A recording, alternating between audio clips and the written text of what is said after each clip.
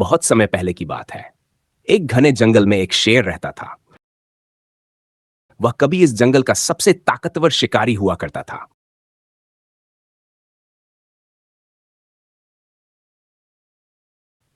उसकी दहाड़ से ही जंगल कांप उठता था और बाकी जानवर डर के मारे सहम जाते थे। लेकिन अब समय बदल चुका था। शेर बूढ़ा हो चुका था। उसकी ताकत घट गई थी, पंजे कमजोर हो गए थे और अब वह पहले की तरह शिकार नहीं कर पाता था। वह भूख से बेहाल रहने लगा।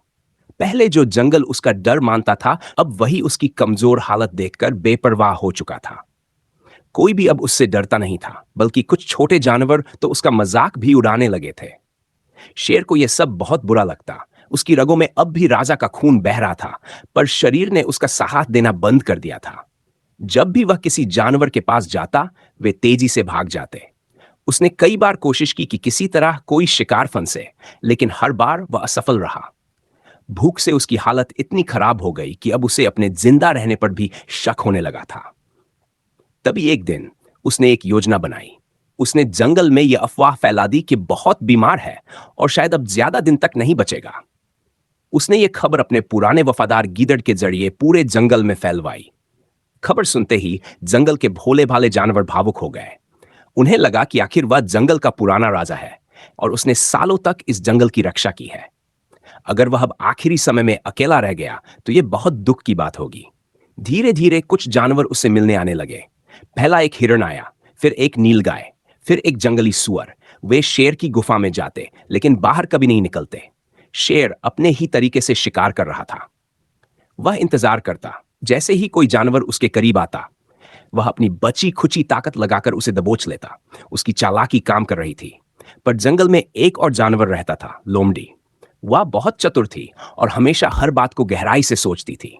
जब उसने सुना कि शेर बहुत बीमार है, तो उसे शक हुआ। उसे अजीब लगा कि शेर की गुफा में कई जानवर गए, लेकिन कोई लौटकर नहीं आया।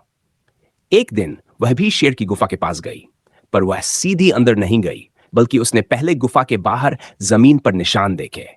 उसने देखा कि सभी पंजों के निशान अंदर की तरफ जा रहे थे, लेकिन बाहर की तरफ कोई निशान नहीं था।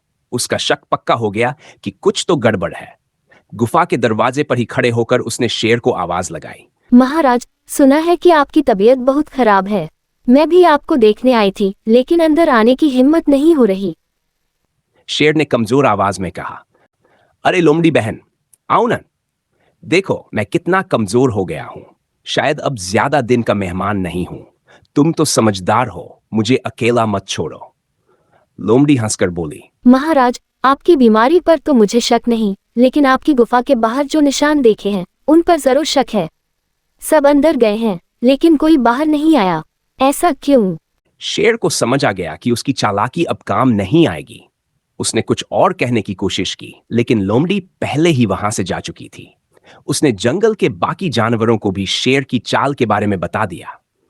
अब कोई भी जानवर उस गुफा की तरफ नहीं गया। धीरे धीरे शेर सच में कमजोर और भूखा रहने लगा। अब वह किसी को बेवकूफ नहीं बना सकता था। कुछ ही दिनों में उसकी हालत इतनी खराब हो गई कि वह हमेशा के लिए इस जंगल से विदा हो गया। इस तरह जंगल के जानवरों ने चतुराई और होशियारी से अपने आप को बचाया। उन्हें समझ आ गया कि हमेशा भावनाओं में बहकर कोई भी कदम नहीं उठाना चाहिए। होशियारी से सोचना और सही फैसले लेना बहुत जरूरी होता है।